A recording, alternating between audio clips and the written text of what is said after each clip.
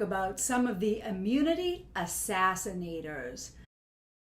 One of the biggest immunity assassins is stress and anxiety. How many people out there don't have stress?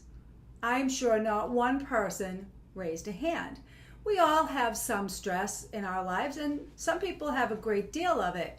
Now, stress can be as simple as a lousy commute to work with a lot of people and we're late and there's traffic and there's rude drivers. Or stress can be death in the family, chronic illness, financial hardship, obviously any of those things. But when you put them all together, we all have some level of stress every day. Even if you're a happy, healthy human and you're just busy and you have a wonderful business or you're doing wonderful things, there's also stress in that, but it's typically not the kind of stress that hurts us.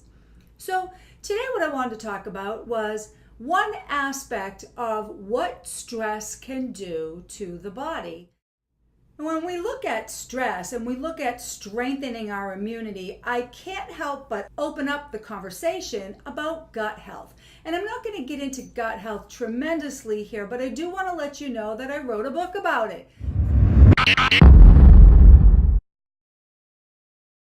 Then you can just go to www.biohackingwellness.com, and in the upper right hand corner, if you provide your email address, I'll have that copy of the book on out to you.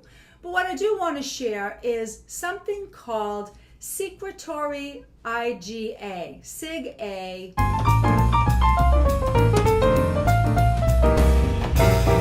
I wanted to share that because gut health has huge impact on our immunity, there's one particular thing that I can share that might help you to understand the importance of that.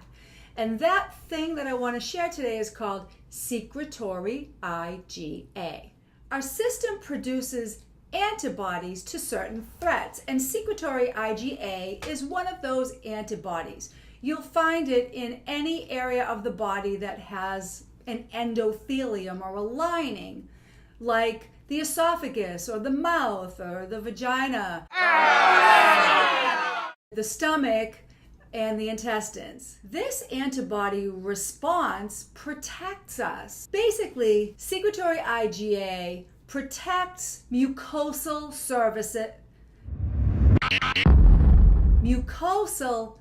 surfaces of the eye, the nose, the mouth. Any place that has a mucosal lining is where you'll find secretory IgA.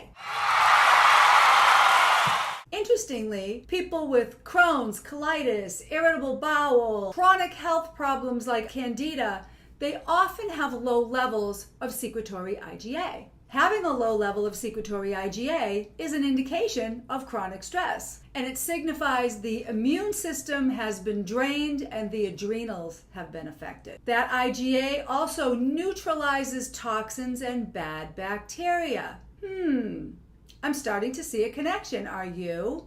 Secretory IgA goes down when stress goes up and goes up when stress goes down. Stress reduces blood flow to the GI tract because it tells the body that we're in a fight or flee situation and we need to provide blood flow to the limbs. So the longer that we are under stressful conditions, and even if it's low-grade stress, that's going to affect the gut, and the gut is going to affect the immunity.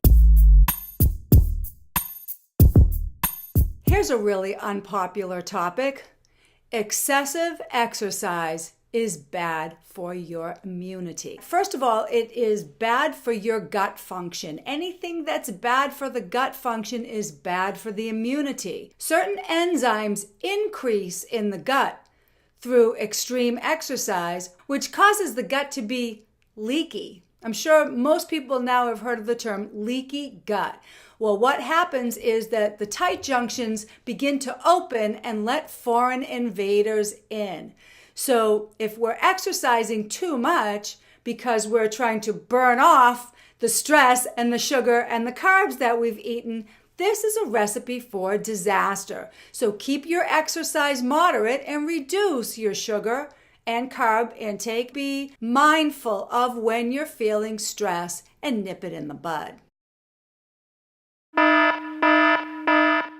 fried foods, soda, sugary snacks, all of those things are going to affect the gut and thus the immune system. While it's important to get some exercise every day or most days of the week, extreme intensity exercises are not health promoting. Let me say that again.